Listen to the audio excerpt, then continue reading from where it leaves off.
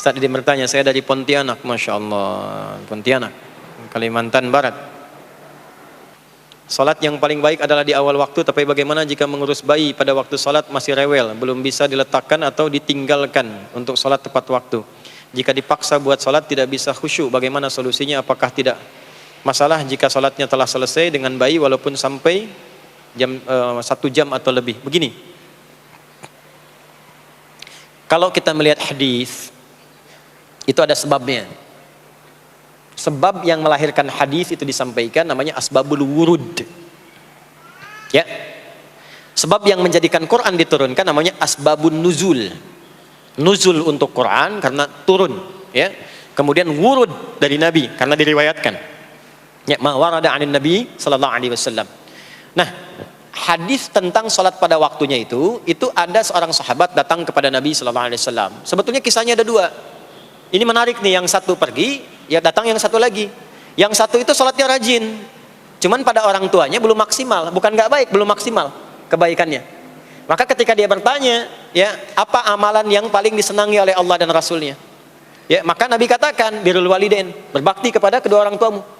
Ya Rasulullah, ya ayu amali afdal. Ya Rasulullah, apa amalan yang paling utama? Kata Nabi birrul walidain.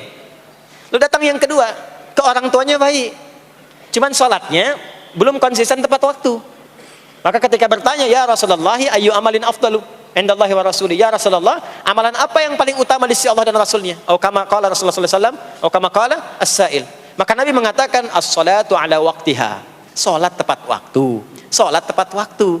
Maksudnya kamu ke orang tua udah bagus, ke ibu kamu memuliakan, ke ayah kamu luar biasa. Cuma kemuliaan itu juga harus kamu lakukan takrimnya kepada Allah. Salat tepat waktu. Ya, jadi dasarnya seperti itu. Di salat tepat waktu itu diantara amalan yang sangat dicintai oleh Allah dan Rasulnya dalam kondisi yang normal dan standar.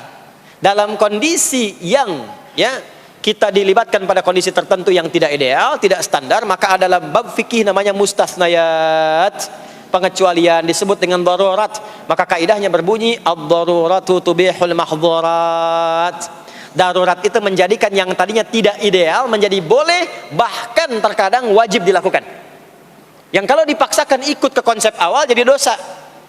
Contoh, sebelum ke ibu tadi, ada yang dokter di sini. Misal, dokternya akan melakukan tindakan. Tindakan itu berlangsung dari mulai jam 1 sampai ke jam 7.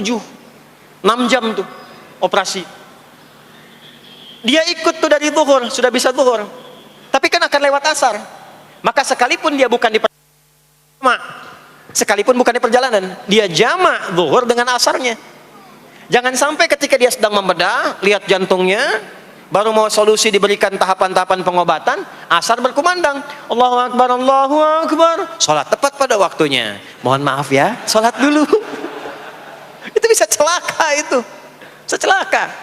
Ya maka yang dilakukan apa? Dia jamak sebelumnya, dia jamak dengan asar, ya selesai itu dia dapatkan maghrib nanti. Nah itu seperti ibu ini yang ada bayi, perempuan itu disunnahkan sholatnya berjamaah, ditunaikan ke masjid sepanjang ada 3 hal yang telah selesai urusannya. Yang pertama apa? Selesai urusan kewajiban dengan anaknya yang Allah titipkan melalui ibu itu. Jadi ada pekerjaan perempuan yang nilainya tinggi di hadapan Allah, dan itu jihadnya. Nilainya tinggi dan lebih tinggi dibandingkan dengan seorang anak yang berjihad, berjuang di secara militer. Bahkan nanti ada kisah di Al-Adabul Mufrad karya Al-Imam Al-Bukhari, seorang anak muda sudah ke medan perang. Lalu sahabatnya mengadukan kepada Rasulullah, ya Rasulullah sallallahu alaihi wasallam, si fulan ibunya sedang menangis sekarang, menangisi si fulan yang pergi berangkat ke medan perang itu. Kata Nabi, panggil dulu dia sini. Begitu datang, kata Nabi, irji', pulang ke ibumu, buat ibumu tertawa seperti engkau membuatnya menangis. Jihad dulu dengan berbakti kepada ibumu, baru engkau berangkat. Makanya nanti di hadis lain disebutkan ibu 3 kali, ummak, ummak, ummak, thumma abak. Ya, man abar ya Rasulullah, kepada siapa aku berbuat baik? Kata Nabi, ibumu. Nabi, ibumu. Siapa lagi? Kata Nabi, ibumu. Sampai 3 kali, thumma abak, baru bapakmu. Ada anak SD pulang dari madrasah, belajar hadis ini, ditanya oleh bapaknya, nak belajar apa? Hadis Nabi. Apa itu? Kepada siapa berbuat baik? Jawab Nabi apa? Ibumu. Lalu apa? Ibumu. Lalu apa? Ibumu. Lalu apa? Bapakmu. Berapa kali ibu disebutkan? 3 kali. Bapak berapa? Sekali. Coba kasih tahu ibumu yang ada di dapur, ibu disebutkan 3 kali, bapak sekali. Dia berangkat. Jadi 3 kali, kenapa 3 kali disebutkan? Konfirmasi ditafsir oleh Sayyidina Ali bin Abi Thalib karamahullah wajah. Kata Sayyidina Ali, dan beliau jenius, termasuk jenius matematika. Sayyidina Ali bin Abi Thalib buka kitab namanya Al-Jawahir karya Syekh Tantawi Jauhari. Di kitab jilid yang terakhir itu ada tentang kejeniusan Sayyidina Ali yang memecahkan masalah matematika dengan pendekatan Al-Quran. Saya balik ke yang tadi. Kata beliau, seorang ibu dimuliakan 3 kali di hadis dibandingkan laki-laki karena ibu punya 3 keistimewaan yang tidak dimiliki laki-laki. 1, mengandung, laki-laki tidak. 2, melahirkan, laki-laki tidak. 3, menyusui, laki-laki tidak. Maka ketika ada seorang ibu tengah mengandung, melahirkan, dan menyusui, itu dimuliakan oleh Allah, perjuangannya jihad. Dan dalam masa-masa itu, mendidik awal-awal di awal itu ada toleransinya, ada daruratnya. Jadi kalau anak menangis butuh perhatian, dan itu bagian dari kewajiban, jangan dipaksakan kemudian, mohon maaf, tinggal dulu, berangkat dulu ke masjid, pulang lagi, anak dalam keadaan haus, tertinggal, jauh dari kasih sayang, itu nanti bisa berhukum dosa di dalamnya. Maka ada toleransinya. Kapan keutamaannya? Ketika dia sudah mulai bisa menenangkan anaknya. Ya, tenangkan, selesai, dia tunaikan sholatnya. Dan itulah waktu sholat yang ideal bagi seorang ibu yang punya kebutuhan di dalamnya. Kedua, bila aman dari fitnah di jalan. Ketiga, bila ada space-nya untuk perempuan. Kalau itu terpenuhi 3-tiganya, maka silahkan berangkat ke masjid. Tapi kalau tidak ada satu di antara 3 itu, jangan paksakan. Maka keutamaannya adalah di rumahnya. Maka sama nilainya dengan yang ke masjid. Hadisnya sahih. Hadisnya sahih. Seorang perempuan Ansar datang kepada Nabi SAW mengadukan tentang keadaan diri dan teman-temannya. Jadi istilahnya dia sudah rapat dengan teman-temannya.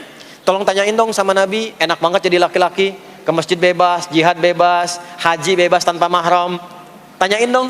Maka diutuslah seorang perempuan mewakili teman-temannya itu. Maka ketika mengadu kepada Nabi, kata Nabi, sampaikan pada teman-temanmu itu.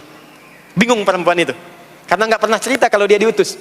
Kata Nabi, sampaikan pada teman-temanmu itu apa yang dilakukan oleh laki-laki, suami-suamimu di luar rumah, sepanjang engkau ridha dan engkau punya tanggungan mengerjakan di dalam itu. Kama qala Rasulullah SAW, maka apa yang dikerjakan suami di luar rumah, engkau mendapatkan pahala yang sama tanpa dikurangi sedikit pun.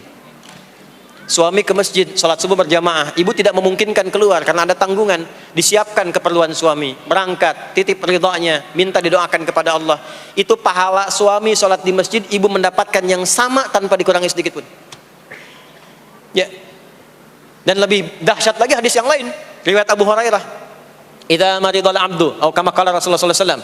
Qala Rasulullah sallallahu alaihi wasallam, atau kama qala, idza maridal abdu aw safar, kutiba lahu mithla ma kana alaihi muqiman sahiha. Jika seorang hamba sakit atau safar berpergian, ya, atau dalam kondisi yang uzur, tidak bisa menunaikan amalan rutinnya saat dia sehat dan sedang mukim.